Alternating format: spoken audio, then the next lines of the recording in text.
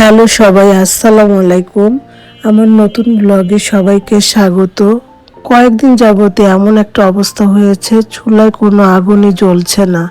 আর এমন একটা পরিস্থিতি যে রান্না বান্না সব কিছুই যেন কঠিন হয়ে গেছে আমার জন্য। এটা কি সব এলাকাতে এমন হয়েছে নাকি আমাদের এলাকাতে এরকম? ঢাকা শহরের মধ্যে জানি না, সবাই কমেন্টে জানাবেন। আমার কারেন্টের চুলায় তাপটা একটু কমে গিয়েছে, তো রান্না করতে অনেক সময় লাগে, যেমন নাস্তাটা বানাতে অনেক টাইম লেগেছে।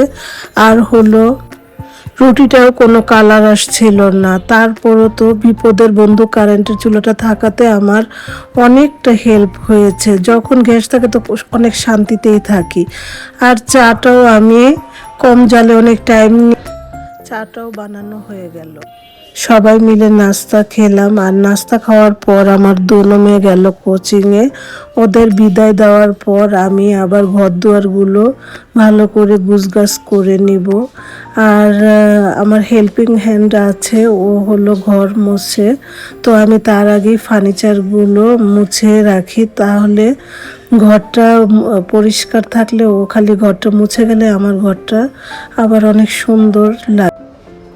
ঘর দুয়ার গোছানো একটা মুখের কথা না, আমি যদি ঘর গোছানোর কাজে লেগে যাই তাহলে 2 থেকে 3 ঘন্টা চলে যায়, আমি টেরও পাই না।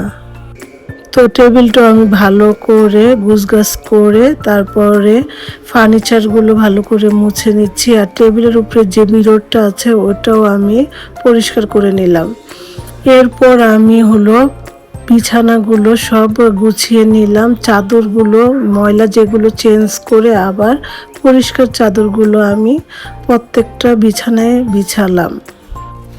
ঘরের সব ফার্নিচারগুলো মুছে আবার ঘরটাও ঝাড়ু দিয়ে নিলাম, কারণ হেল্পিং হ্যান্ড আসার তো টাইম টেবিল নাই, যখন বলে ওই টাইমে তো আসা হয় না।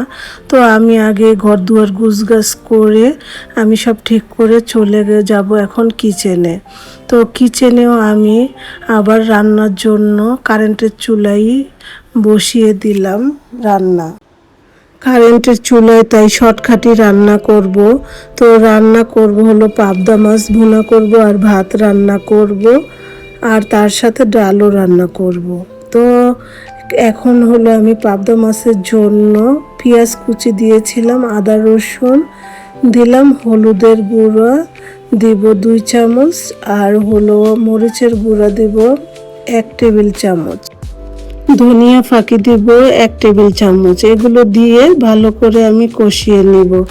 আর মাছগুলো ভালো করে কষিয়ে মাছটাও কিছুক্ষণ কষাবো। এর সাথে মাছটা আমি কিছু লবণ মাখিয়ে রেখেছিলাম, যাতে মাছের গায়ে গায়ে লবণটা ঢুকে। তো মাছটা আমি মাখা মাখা ঝোল করে রান্না করব, বেশি ঝোলও দিব না কম ঝোলও দিব না, মিডিয়ামভাবে রান্না করব। আর এখানে আমি দিয়ে দিলাম একটু শাক বাটা, এটা হলো আমি মশলা করে নিয়েছি। আর এর সাথে দিয়ে দিলাম আমি হলো মরিচ, কাঁচা মরিচ, আর হলো ধনিয়া পাতা। আর এগুলো দেওয়ার পর কিছুক্ষণ একটু হওয়ার পর আমি মাছটা এখন নামিয়ে ফেলবো। হয়ে গেল আমার পাবদা মাছ ভুনা। সবাই ভালো